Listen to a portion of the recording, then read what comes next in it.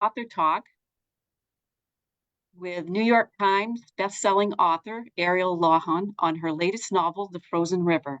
I am Alison Maxell of the Maine State Library, here with my colleagues Kelly Burnham and Jared Ledbetter, who will be managing the technology this evening. We will be recording this event in the hopes of making the archive available to everyone. We are also connecting to Facebook Live. Welcome to everyone joining us from there. For those of you joining via Zoom, tonight's program will be in a webinar format. If you have questions, click on the Q&A button and just type in your question. For those on Facebook, please pop your questions into the comments. Kelly and Jared will be monitoring questions from both Facebook and Zoom, and I will address as many of those as I can during the Q&A period as time allows. As we are all too familiar.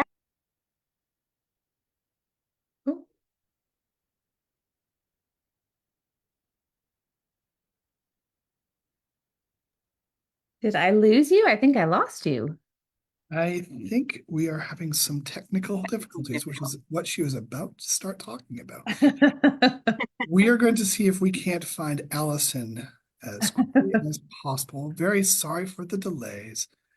Give us one moment. Thank you for your patience. I'm back. Here you are. I'm back. So as I was about to say, as we are all too familiar, internet connectivity becomes unstable. Should one of us abruptly disappear, know we are doing our best to find our way back. So I was glad I was able to find my way back. We appreciate your understanding.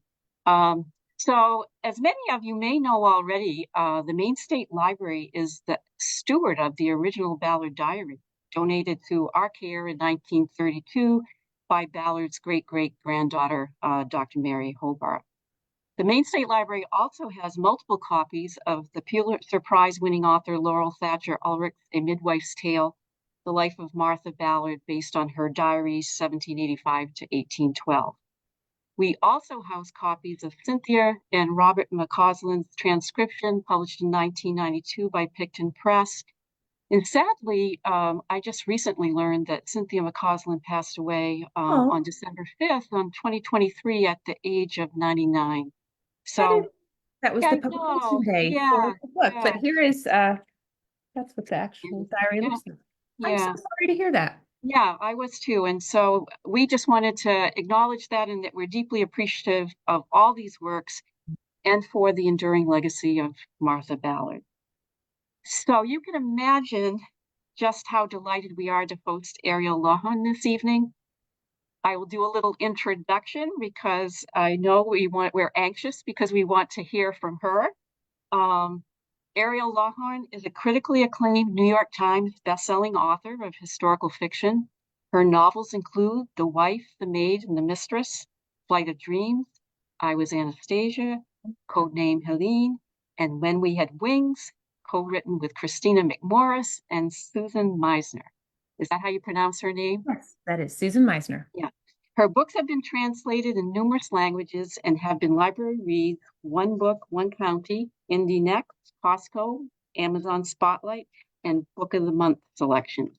Probably some of you saw the Good Morning America video, which we all enjoyed. It was selected, Ariel was selected as the December read at the time of her launch. Mm-hmm. Her latest novel, The Frozen River, is a sweeping historical mystery inspired by the Pulitzer Prize-winning diaries of Martha Ballard, a renowned 18th century midwife who finds herself at the center of a shocking murder that unhinges her small community of Hollowell, Maine. Extensively researched and gripping until the last page, Ariel expertly paints a picture of a community of recent immigrants making a life in an unforgiving landscape as public opinion shifts over the course of the unfolding trial.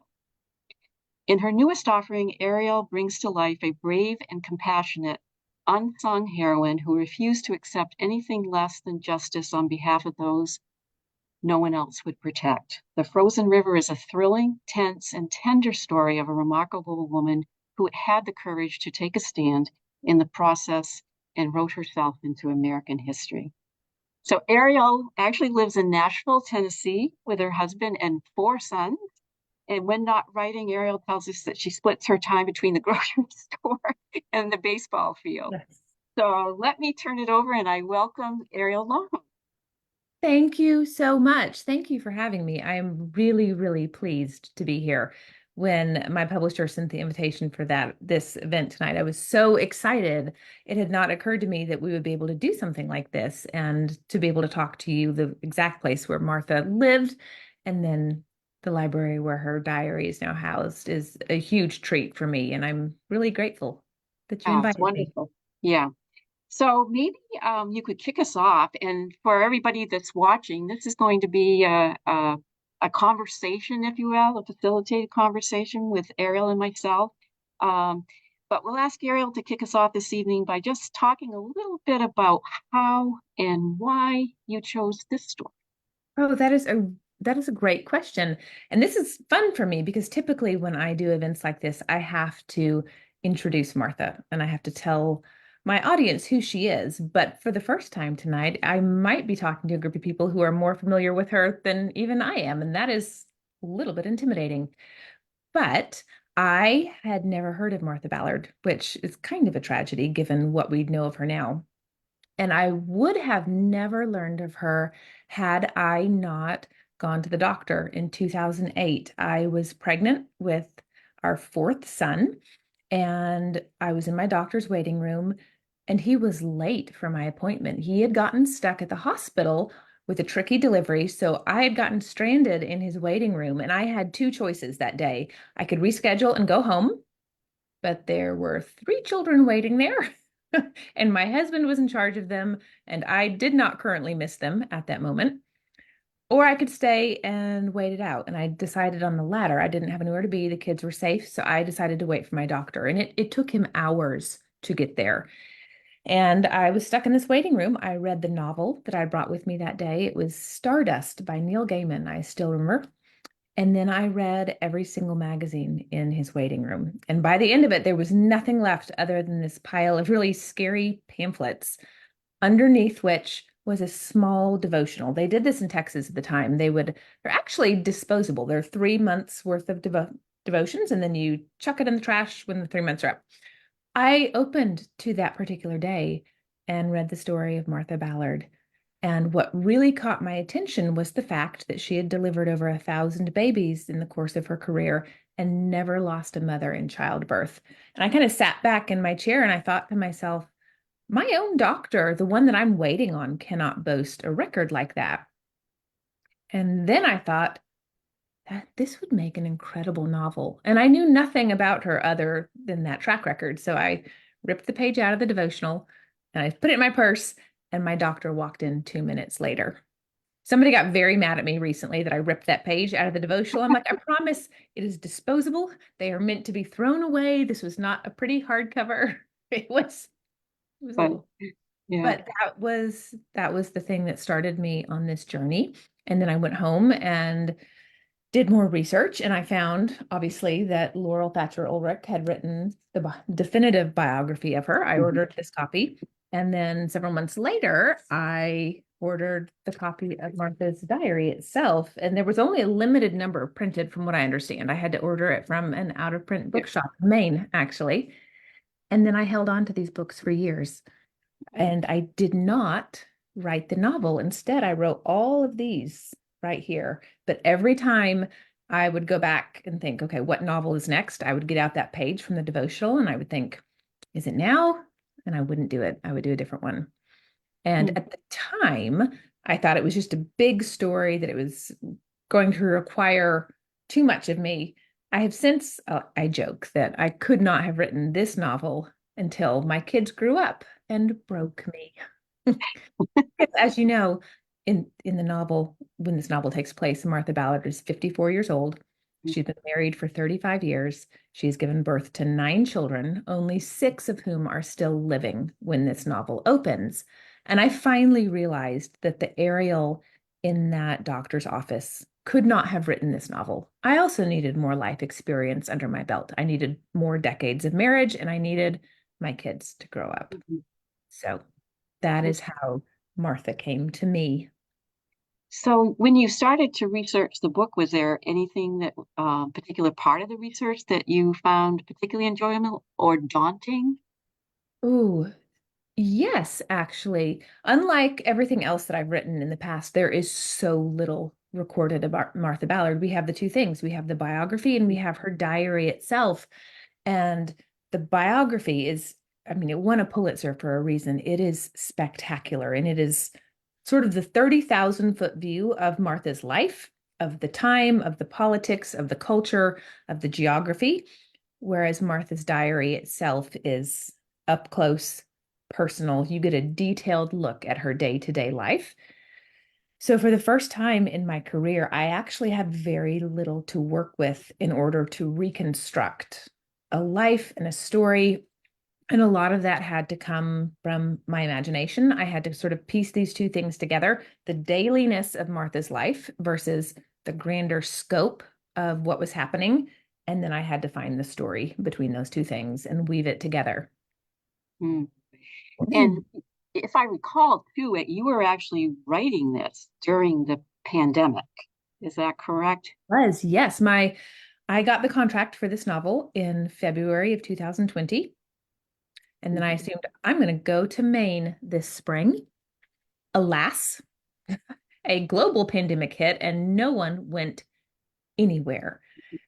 But in an odd way, I will say that actually ended up benefiting this book in a way I could not anticipate, because for 3 years, as I was writing, as I was researching every day, I would open this and I would read her journal entries. And if you're familiar with the journal itself, there's this phrase that is repeated probably 1,000 times in these 900 pages. Martha will often end a diary entry with the phrase, "I have been at home." So I would get up and I would do my work and I'd read part of the diary and I would read, "I have been at home." And I would think, me too, Martha. Also, yes, I have been at home for months and months and years. And in an odd kind of way, it gave me this affinity for Martha because I got to watch her live her life and do her work in one piece. There was really no separation between her life and her work. She didn't go off to an office. She didn't go off to a job. In my case, I was living my personal life and my work life at the same time, and they were all together. I joke that none of us knew COVID was happening, right? Had I personally known COVID was happening, I would not have suggested to my husband that we buy a drum set for our youngest son for Christmas 2019. Alas, I did not know. So it was like the thunder of 1,000 drums above my head every day while I wrote this book.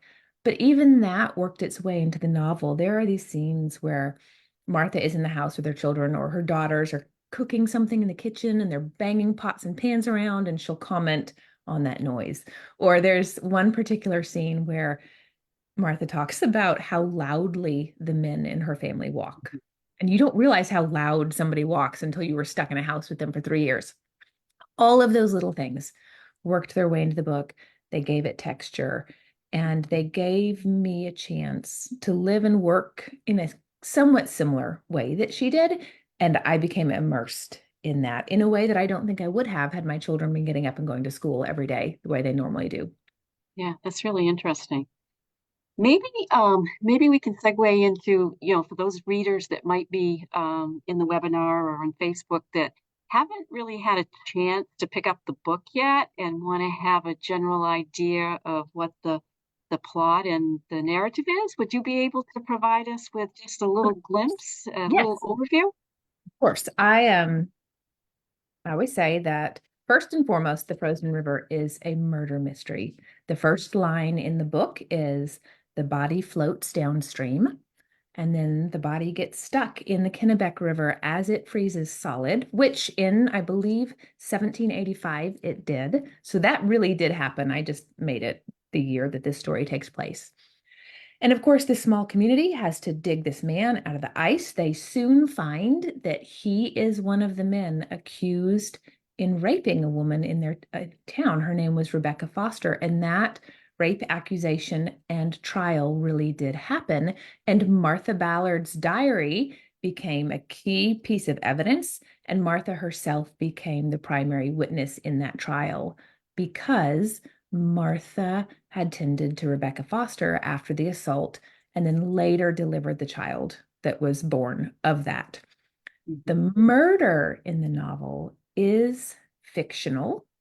However, I like to say that it's also plausible. The man that we find floating down the river in that first scene, his name was Joshua Burgess, really was accused, and he disappears from Martha's diary almost entirely around the time this novel takes place. So in real life, could he have skipped town? Sure. Could he have also been killed? Yes. And that's the part where my job as a novelist will depart from, say, a historian's job. I have room to build a story around the facts that we do know. And I'm always really clear in the author's note, what is history and what is story, so that I don't confuse anyone. But this novel, for those who are not familiar with it, is a murder mystery and it is a rape trial. It is both of those things, and they are codependent. And in that, we have a large cast of characters, some of them Martha's family, some of them townspeople, and the town itself is pretty evenly split on whether or not they believe that this assault even happened. And Martha is thrust into the middle of it, and it is her job to solve this murder. So maybe we can talk a little bit about those characters.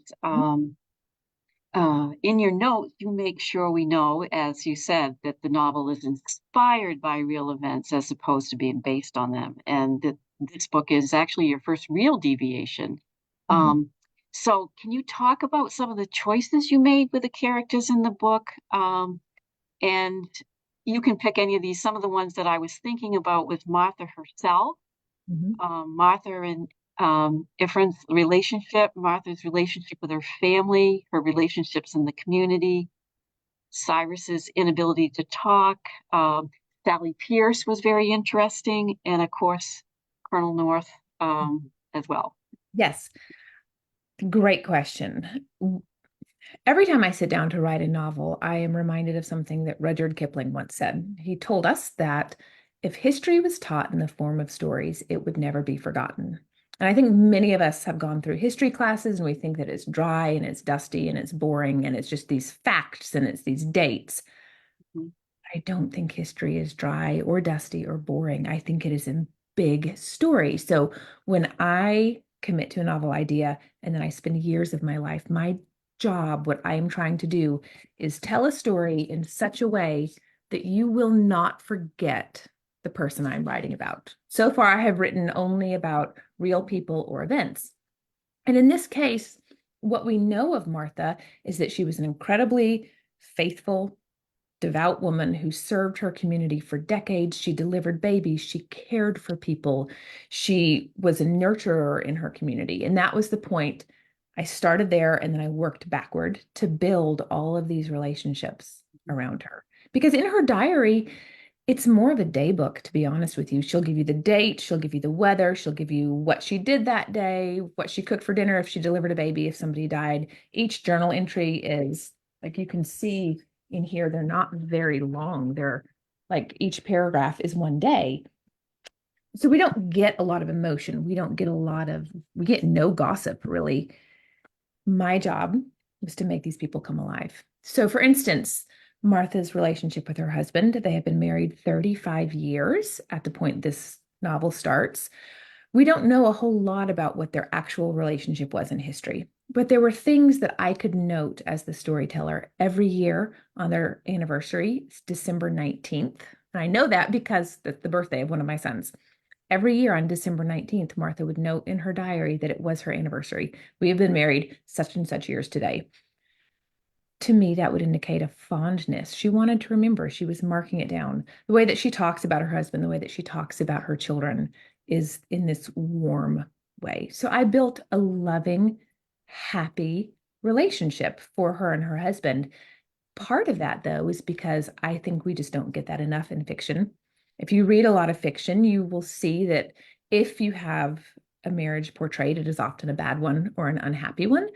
And I think as a writer, it's easier to do that because all of the tension is inherent in a bad relationship. But I think we need to see good, long, enduring marriages in print. I personally love to read them, and I wanted to give that to Martha. You asked about her son, Cyrus. In the novel, Cyrus is mute. We do not know for sure if he was or not, but one of the things that Laurel Thatcher Ulrich notes in her biography is that Cyrus Ballard, he was the oldest child, never married and never moved away from home. And there is one line in the biography, and she just notes that that was odd. That was odd for a man at that time, and that maybe he had some sort of disability that prevented him from doing so. So as the writer, what I did is I connected that theory to a moment from Martha's past. And I give a reason for why Cyrus Ballard might not have ever left home. That's the fictional part. That's the part where the storyteller takes great liberties, but I only do so with the goal that Martha Ballard is remembered, that she is admired. What she accomplished was unheard of. Like I said, I'm pretty sure everyone here knows as much, if not more, about Martha than I do. But you know that she was the great aunt of Clara Barton. You know that she was the great great grandmother of Mary Hobart, one of the first female physicians in the United States. She left this incredible medical legacy, and she left this diary that the women in her family valued and kept and held on to until it could find its home to you at the library. To me, that's somebody worth remembering. That's a name that should be taught in the history books. She should be taught in medical schools, to be honest with you, in obstetric programs. How did a woman in the 1700s, without the benefit of modern medicine or surgical techniques, have a 100% survival rate? They should be studying that, and they're not. So I get very passionate about this, that my job in this story is that you will marvel, that you will remember, and that she comes back to sort of our common history. That's lovely. Yeah, maybe you can talk a bit about the difference between, say, the day book, like an actual account, versus the diary. So many of us, if we're doing memoir or we're journaling or whatever, there is so much more emotion captured, where even I can remember from some of my grandmother's day books, it was really about the weather, what it was that day, what, I got up, I baked a pie, and how that's useful. My own grandmother kept a day book. Yeah. I didn't know that that's what it was called at the time, but she lived in Lubbock, Texas, just the Great Plains. It was hot and dry and dusty, but every day she would record the weather, she would record what she did, and she would go back.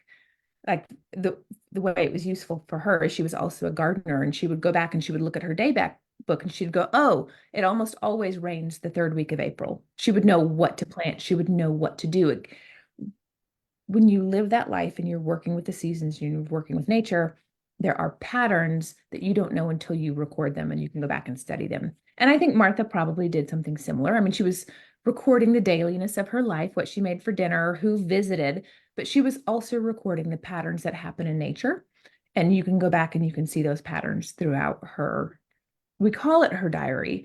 It really is a day book, whereas a diary is, this happened and I was so mad about it, and here is how I felt that somebody said something. Mm-hmm. You find very, very little emotion in Martha's diary. There are a couple of exceptions. For instance, the longest entry in her entire diary, I believe, is December 23rd, 1789.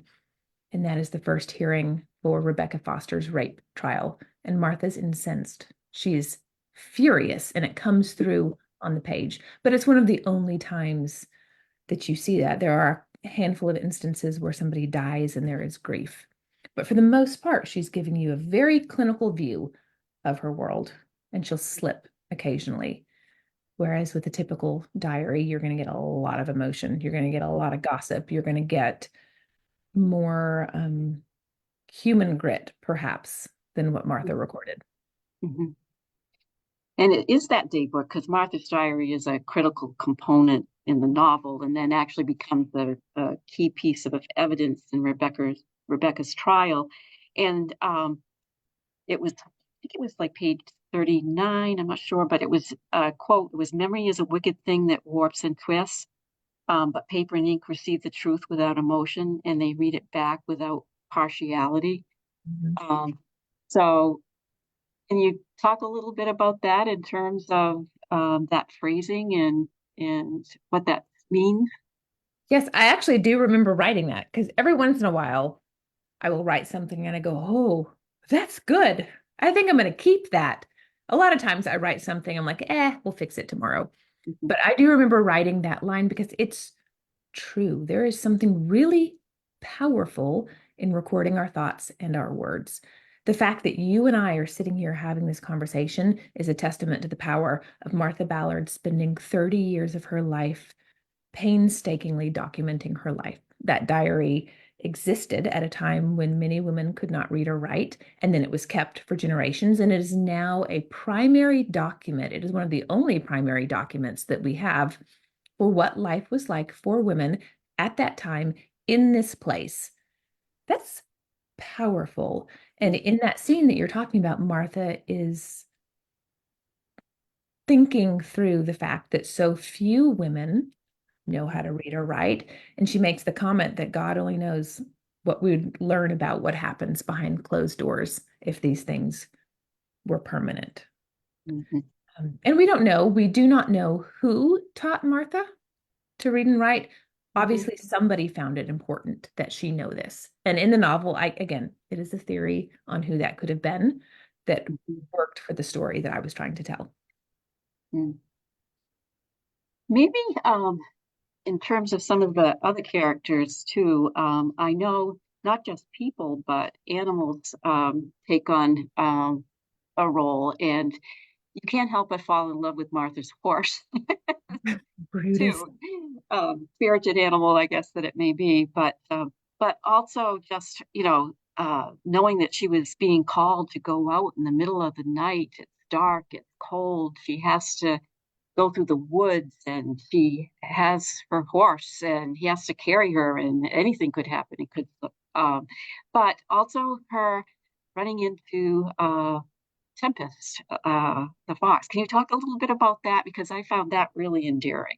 Yes. So Tempest, absolutely. The relationship with Martha's horse is actually inspired. His name is Brutus in the novel. I don't know what his name was in real life, but throughout Martha's diary, there will be this kind of cranky notes that my horse threw me again, threw me in the river, or threw me. She was constantly getting bucked off of her horse. And I thought, this is a really capable woman. This is a woman who lives on a farm. She knows a lot about the natural world and about the animal world. I cannot imagine she's just not a good horsewoman. So what that means is she probably has a really cranky horse, sort of a defiant horse. So that's how Brutus developed his personality. The fox, however, in the novel, her name is Tempest. The first scene in the novel begins with her. The last scene in the novel ends with her.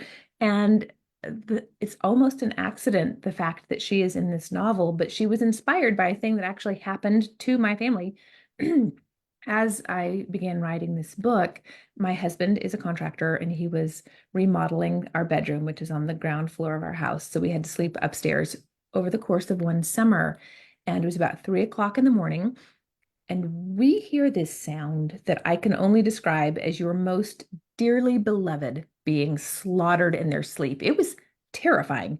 We jump out of bed. Okay, we did not jump out of bed. He jumped out of bed to go check on the children and make sure everybody was still alive. Everything was fine. He comes back and we find that there's a fox on our back deck that is barking. And I had never heard a fox before. I'd seen them plenty, but I'd never heard one bark. It is terrifying if you don't know what that sound is. Well, so that happened about 3 o'clock in the morning. About 9 o'clock the next morning, a baby was born to somebody in my family. And so there's also a baby in this novel that sort of makes an appearance. And so, but the fox and the baby became linked in my mind, the fox and the baby. And because I was working on this novel, that fox came in, the barking came in. And then, of course, this little child also made her way into the book later. And it's one of those mystical things that happens when you write. I couldn't have planned that. That fox did not exist in my original story plan, in my plot for the novel. I did not plot her in. She came in because it happened in my life. And that's one of my favorite parts of writing, is that there's only so much I can plan, but then I get the surprises like this fox. And in this story, I made her a silver fox, so she is black and white instead of orange and white. And I love her so much. I love her so much. To me, she makes the novel. And she and Martha become sort of kind of friends throughout the story. Yeah, it's almost like it's her spirit animal because for those of you on Zoom and Facebook, I had shared earlier in the session with Ariel that my first bike ride on the Kennebec Rail Trail from Gardner to Augusta, I had gone out one early morning, and to my amazement, I actually came upon a fox. And so I told Ariel that when she comes to Maine, hopefully she'll be able to see the fox because the fox is there. So it was meant to be. I think of Tempest as sort of Martha's totem in this Yeah, story. It's yeah, just it's a little dash of magic. yeah, yeah. So maybe a segue in terms of so in the reviews of Frozen River, there are just so many comments on your prose and just your ability to make the reader feel a part of the story, that you're actually there. Um, if you could speak a little bit about that, I think your publisher actually remarked that they felt this book may be one of your most beautifully written yet, Mm. and then really bringing to life the sting of the frigid Maine air, the warmth of the homesteaders' fur cloaks, and herbal fumes of the tonics that Martha brews, transporting us to another time and place. Where do you get that? Oh, that is a great question. This novel was a little bit of a challenge in that the entire thing takes place in winter. It begins when the Kennebec freezes in late November. It ends when it finally thaws in late April. And I figured out I was about 100 pages into the draft of the novel, and I thought, oh dear, there are only so many ways that you can describe snow, and I'm out. I've done it all. It's again, that was kind of a gift because it forced me to rely on every other sense: sight, smell, hearing, touch. And as I worked my way through the novel, I'm like, okay, everybody gets it. It is winter, it is cold, there's a lot of snow on the ground, but you need to build that world for the reader so that every scene that they're in, they feel like they're there. And it really made me kind of stretch my abilities. I would have to sit and think about where Martha was. I would close my eyes. Is she inside? Is she outside? Is there a fire going? What is happening? And I would have to reach for new and different ways to describe where she was. And then, of course, that's just the setting of the novel. There's also an emotional landscape that happens. And that one was more personal. So as I said, she's been married for a long time. I've also been married for a long time. She has a lot of children. I don't have as many children as she did, but I do understand that journey. If you bring all of these children into the world, your one job for decades is basically to make sure they don't die, like feed them, clothe them, keep them going. And then one by one, they grow up and they leave you, and you realize they don't need you anymore. Like you have given your entire life to raising these people, and then they just go. And that's good. That's how it's supposed to be. We always in my house, we joke that we are raising them to leave, but the leaving still stings and it burns. And a huge part of the emotional landscape of this book is Martha in this long, loving marriage and Martha coming to the end of her parenting journey. And nobody believes me when I say this, but I didn't think anyone would read this book. Sometimes you write a book, you can't always write the book. I didn't think anyone was going to read it. I thought, well, I'm asking a lot. It's post-Puritan era, it's winter, there's a murder and there's a rape trial. And I just kind of, in talking to myself, I was like, well, since nobody's going to read it, I'm just going to tell the truth. And I'm going to tell the truth about everything. I'm going to tell the truth about marriage and parenting and what it's like to be a woman in the world and injustice. And then in June of last year, I got an email and they told me it was going to be the Good Morning America book club pick. And I went, oh my God, people are going to read it. I told too much truth and I can't take any of it back. But it is that truth, I think, that people are responding to in the reviews. Because there's the physical landscape, but I think the emotional landscape, Mhm. I don't know that I would have done that had I thought anybody was going to read it, because I just sort of opened a vein and bled onto the page. But that's all there. That's the heart of what it is to be a woman in the world. That's a good segue into talking about some of the themes in the book as well. One of the things I wanted to talk about was this role of the women in this historical context in, you know, early America. And it was, a challenging time, because of their really silence in a way. And so how did you see in developing Martha's character, um, kind of grow that throughout the novel? I had a really interesting conversation with my own mother as I was beginning this novel. And keep in mind, my mother had 6 children. She delivered all of them at home with midwives. So that is where my deep fascination and respect for midwives began. I mean, I was delivered by a midwife. I was there for one of my siblings' births. I'm the second oldest of those 6 children. So my entire childhood was spent in and out of midwifery clinics with my mom. Anyway, I was having this conversation with her because my last novel, this one right here, Codename Helene, is about a female spy in World War II. And she was big and she was brassy and she had this bold personality. And it was easy to see how she was a trailblazer. But I kept telling my mom, I was like, Mom, it's harder for me to find Martha. This was a woman in the 1700s and the laws were so strict. And she kind of looked at me and she's like, Ari? So she calls me Ari. The fact that you even know her name, that there is any record of her at all, means that she was unique in her time. And her saying that made me go, oh, you're right. How many stories have we lost? We've lost 99.9% of the stories of these amazing women in history because nobody bothered to write it down. So I took that and then I had to build it into the world in which Martha actually lived, which was a world where women could not testify in court without the presence of their husbands or fathers. It was called the law of coverage. But there was an exception. Midwives could testify in court on paternity issues. So if a woman had a child out of wedlock, the midwife was required to get the name during birth and then go to court and testify so that that woman could receive child support. And I remember thinking, like, surely she didn't have to do this a lot, right? When you read Martha Ballard's diary, you find out that 4 in 10 first pregnancies were conceived out of wedlock. So Puritans, not so pure. There you have it. 1 to 2 in 10 were born outside of wedlock. But you had a lot of shotgun weddings. You had a lot of 9-pound premature babies. Oh gosh, he's not due for 3 more months, but look how big he is. And it was just sort of a wink and a nod because people don't change. Biology certainly doesn't change. Mhm.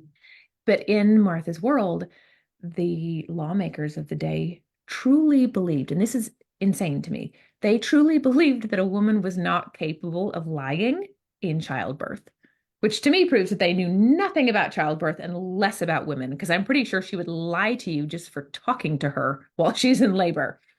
But it was Martha's job to get that information and to go before the court. And at the time, Maine was a district of Massachusetts, which I did not know. And Massachusetts had a law on the book. I believe it was called a law for the punishment of fornication and the maintenance of bastard children. And technically, it was a law meant to provide for women who had children outside of wedlock. It ensured that they could collect child support. In reality, what it turned into was a way of public shaming. These young women would have to go before the court. They would often be fined, sometimes have to spend a night in jail just for having a baby and not being married. What was tragic and unfair is that the men involved, there was no law pertaining to them. They could quietly go to the judge, fess up, and they got to go on their way. And this is the world that Martha was dealing with. This was her career. I mean, babies are made in one way and they come into the world in one way. Biology works. And so her job was to deal with the fact of biology working. And she was there delivering those babies. And then she was there in court advocating for those women afterward. And I think that is astonishing, regardless of the time frame that she lived in. And it's also just sort of a hard look at the fact that human beings don't change all that much, and history doesn't really change that much either.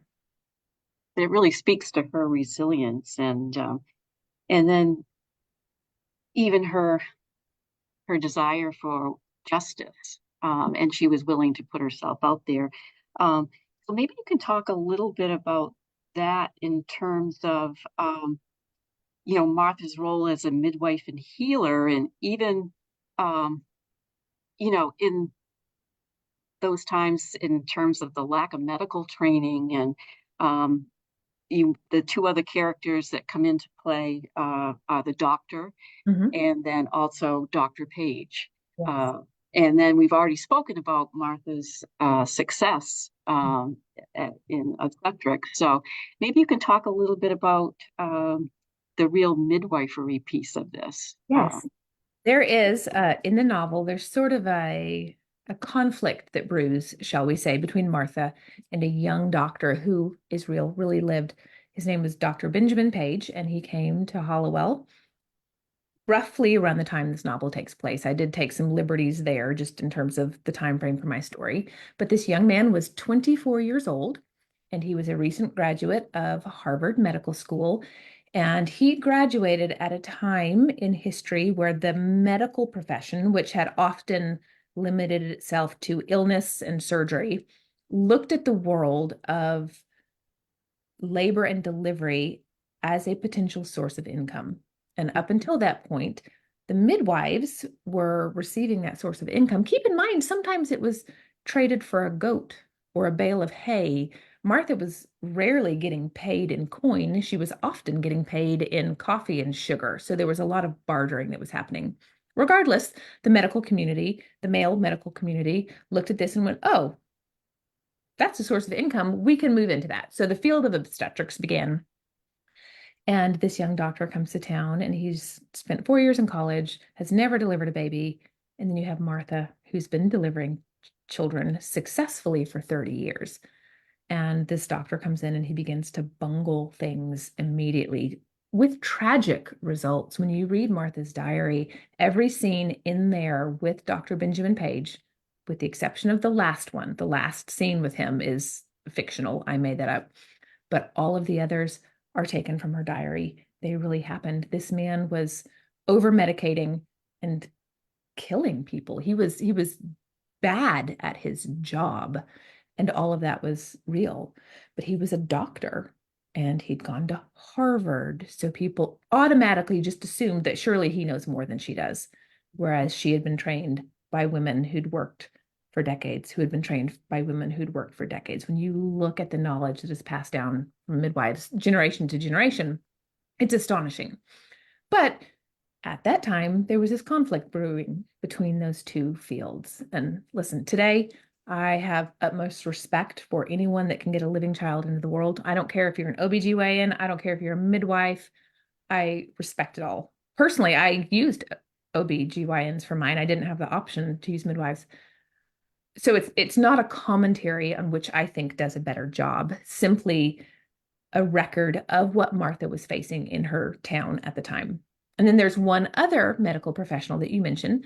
In the novel, she simply goes by the name of Doctor. And in Martha's diary, there are a number of diary entries that will mention a Black female doctor that would come to town periodically. But what's fascinating is that Martha's friends and neighbors would skip over going to her, and they would go to this doctor instead. And I thought the title was fascinating, doctor. They didn't say nurse, they didn't say midwife. They used the title doctor as in physician, and she was Black. but her name is never recorded in Martha's diary, which is actually interesting because at the time this novel is written, there were 12 Black families living in Hollowell. All of them were free. As you know, Massachusetts was the first state in the nation to get rid of slavery. So Martha's neighbors were all free Black families, and she knew their names and she recorded them in the diary, and she delivered their babies and she bartered with them and she knew them. They were friends and neighbors. So the fact that she did not record this woman's name indicated to me that she did not know it. But then I would think, well, why didn't she? What would be the circumstances that she wouldn't know this woman's name? And that is part of the novel. That's part of the story as well, the reason behind that. So she calls her doctor. And you have these three medical professionals, Martha, doctor, and then Dr. Page. And all of them kind of have different roles and different meaning in the story. Mhm. Yeah, great. I have just a couple more questions, and then we'll move to the Q&A. So, in terms of Martha and how she might have perceived she was received in the community, you alluded to maybe she didn't feel like the townspeople liked her or whatever in some cases. Was that more kind of her role as both, midwife and testifying, or can you speak a little bit about that? So that line, I know exactly what you're talking about. She's talking with her husband and they're having this conversation. Mhm. And she's like, oh, they don't even like me. And he's like, they respect you. Like, for me, it was in that particular point in the story, Martha has caused some trouble. Martha is not going down without a fight. The town is evenly split on whether they even believe that Rebecca Foster was raped.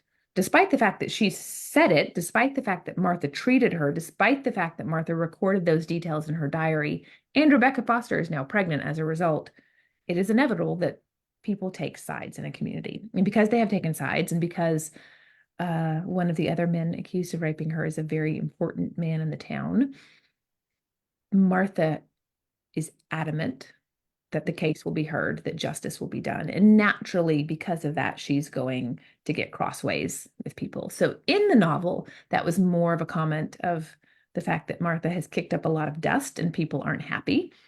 In real life, though, it seemed, by all accounts, it seems that she was very, very, very well loved, and for good reason. She was obviously a midwife, but she was a healer as well. So people would not just come to her to deliver their babies. She was doing minor surgery. She was giving stitches. She was making medicine and tonics. She was helping people with burns. She was also a coroner. When somebody died, she was the person called to prepare the body for burial and to see what happened to them. I can imagine, though, that because Martha had a legal status that most women didn't in her ability to testify, and the fact that she had a level of power in this town, that it is possible that some powerful people might not have appreciated a woman of that day basically being able to do what she wanted. And she did. She had a career. Great. Well, I think we can probably kind of move to see what the Q&A questions are coming in, and see what some of the audience is asking. So you can bear with me as I read these off. So Terry McDowell, Ephraim and occasionally Martha quote Shakespeare often in your book. Is there evidence that they had done so in real life? That is a good question. And no, there is not. That's one of the parts of being a novelist, where you have to build in a world around these people. The people are real. The people really existed. I have to make them real to you. And one of the things I love to do as a novelist is include literature of the day. It's a fun thing for me. I get to research literature from different time frames, and it's a little bit harder when you are writing in the 1700s to find literature or an author that is recognizable. So that's how Shakespeare ended up in here, partly because it was a way for them almost to kind of curse. Shakespeare could insult like no one else. And so there are a lot of Shakespearean insults in there and sort of Shakespearean curses that I included. That was just fun for me. And I felt like it gave them personality. Playful. Yeah. So here's another one. Here's Ginny Senchek. I hope I pronounced that correctly. In Martha's diary, did she give more details about the difficulty of living in the 1790s than you included in the book? And if so, why did you choose to exclude that? Yes, she had lots more details, and that's a good question. One of the challenges for a novelist, I think the biggest decision that I have to make every time I write a book is what to include and what to leave out. And in this case, I wanted to give the brushstrokes. I wanted to make it seem real without bogging you down with information. For instance, this takes place in 1789 and 1790. Obviously, there is no electricity. So there's a scene in the novel where Martha and her daughter are having to make candles. They're making candles to get them through the winter. And they're having this conversation. And so the plot of the conversation is driven by what they are saying and then who shows up when they're doing it. But the other point of that scene is to illustrate just to have light in the evening. They had to make the candles that they used. And I find that when I read historical fiction, I want just enough information to get the picture without being buried in detail. And then, of course, there's the fact that it takes place in winter. So no one is gardening. They're not doing the typical work that would happen in a farm. Had this book taken place during summer, it would have been an entirely different details included. You would have seen Martha in her garden. You would have seen her combing flax. You would have seen her doing other things. For instance, her daughters are spinning flax into thread, but you have to grow the flax. You have to comb the flax before it can even get to that point. So I tried to make the brush strokes that would be realistic without burying you in them, so to speak. Yeah, well done. Marilyn Sawyer asked, does the author know if Martha rode on established trails through the winter's wood, or sometimes did she have to break her own trail? Really, the horse. So, great question. All I know from the diary are landmarks that are included, like Water Street or Winthrop Street. But this is, I mean, it was pretty raw land at the time. So I would imagine that both were true. She would be riding on anything that was established. She would also be cutting her own if she needed to get somewhere. Those trail names, at least if there were names, were not included in the diary. And so that part actually becomes difficult because the Hollowell of today is not at all like the Hollowell of Martha's day. The buildings are no longer there. The trails are no longer there. We lose so much to time and development that to recreate these things in many ways becomes impossible. That's where the imagination has to come in. I did, however, spend a lot of time looking at the surveys that Ephraim Ballard created, and I would occasionally find a detail, a little thing that I could include that would make it more realistic to that day. Mm-hmm. Let's see, Dawn Brown, can you please talk about the character of Colonel North and the episode in the barn? Okay, so without giving any spoilers, I promised not to do that. Colonel North is the other man accused of raping Rebecca Foster. In real life, it's important to note that there were three men. There was Colonel North, Joshua Burgess, and a man named Elijah Davis. As an author, I made the choice to cut Elijah Davis out of the story entirely. I did that because the real life details of what happened to Rebecca Foster are so horrible, I did not want to write them. I couldn't, and I didn't. It's hard. Sexual assault is a hard thing to write about, and it's a hard thing to read, and you have to approach it with care and caution. So I made that part as easy as I could to read and to write. So Joseph North is one of the other men accused. He also happens to be the judge in town. So he's in charge of bringing justice, and yet he is accused of having done something horrifically unjust. And without giving anything away to those who have not read the book, in real life, I did not feel as though that story ended in a just way. So again, as the novelist, I allowed a conflict between Martha and Judge North that I felt would bring more closure and more justice to this story. And I talk about that a great deal in the acknowledgments, how I departed from historical fact. But when you're telling a story, particularly when you're telling a story that is going to be published and go out into the world on a pretty large level, you have to bring closure and satisfaction to the story. So what happens in that barn was the best way that I was able to bring closure and satisfaction to a story that can be really hard at times. Yeah, and it was understandable. Yeah. So I have time for just a couple more questions.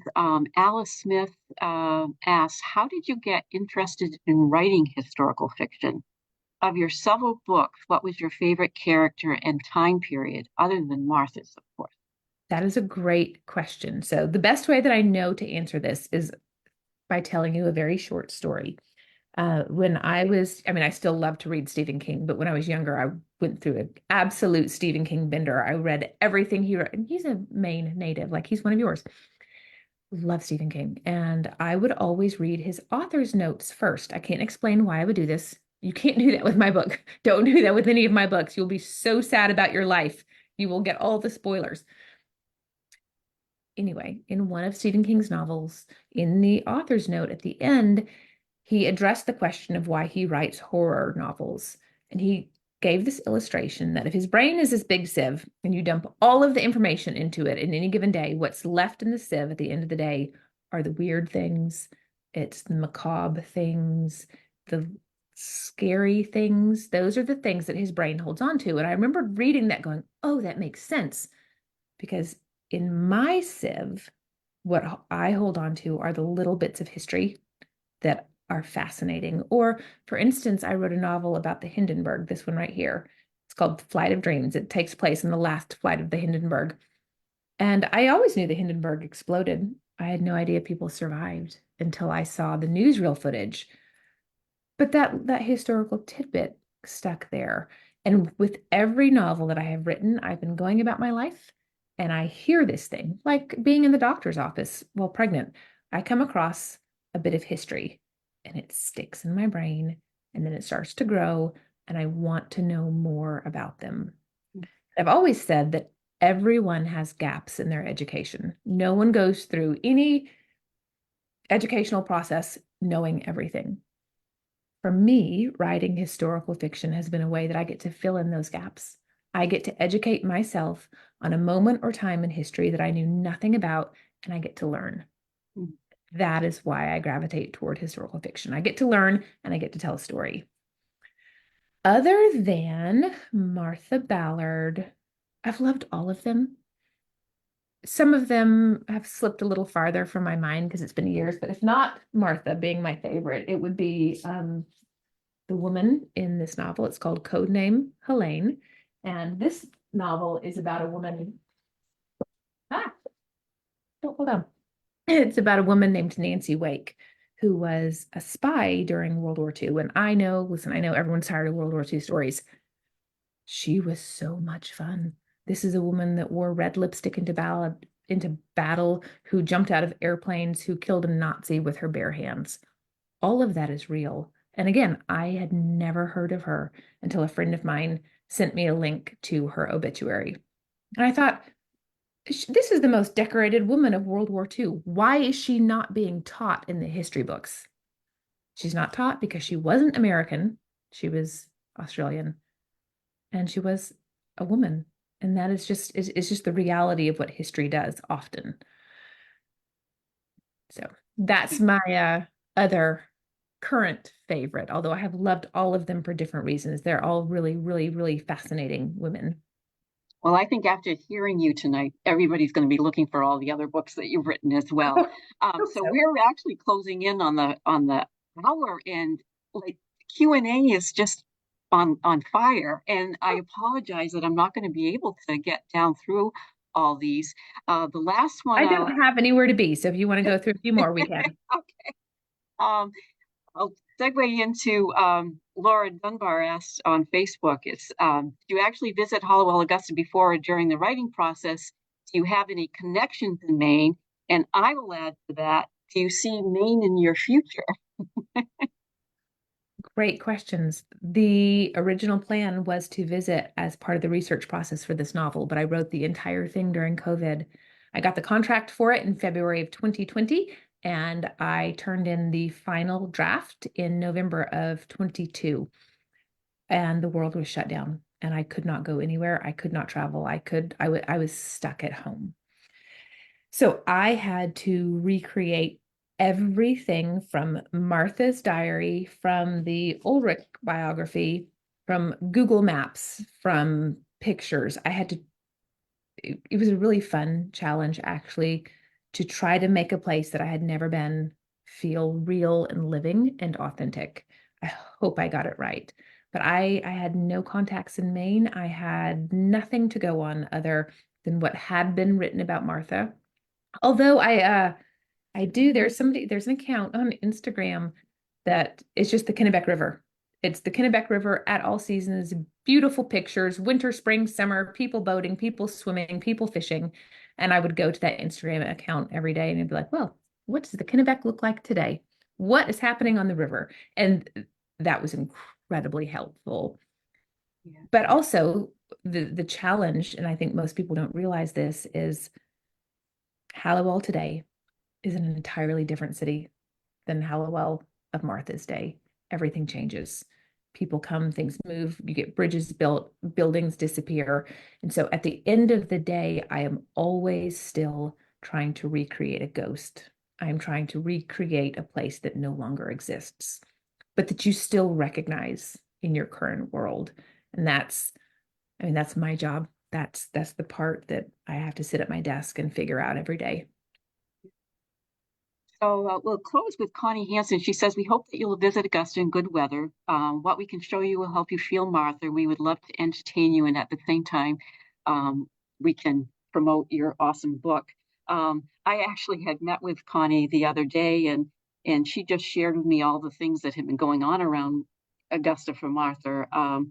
So she was actually honored at the governor's mansion on November 2nd, 2023, and an actress portrayed Martha. And then a lovely tea was held. And actually, a well-known local artist wrote and recorded Martha's Ballard, which was introduced at that November event. And then upcoming in May, Martha's 6 great-granddaughters, Ruth and Glebe Ballard, who own Ballard Farm and raise horses and teach children how to ride them and care for them, they're actually hosting a special event as 7 horses are due to foal. So there'll be some children that are able to be midwives for that event. And then in May, Old Fort Western, the original that Martha frequented, will host Martha Ballard Day. And we hope the governor will be proclaiming a Martha Ballard Day. And then later, we hope to have a reenactment at Famous Mill Park. There's a group that's also hoping to have a sculpture someday. So we hope that you'll be able to come and join us sometime in the future. We can't thank you enough for your time this evening. Thoroughly enjoyed talking with you. I thank everybody on Facebook and Zoom who joined us. If you are interested in reading The Frozen River or any of Ariel's other books, please connect with your local library or bookseller.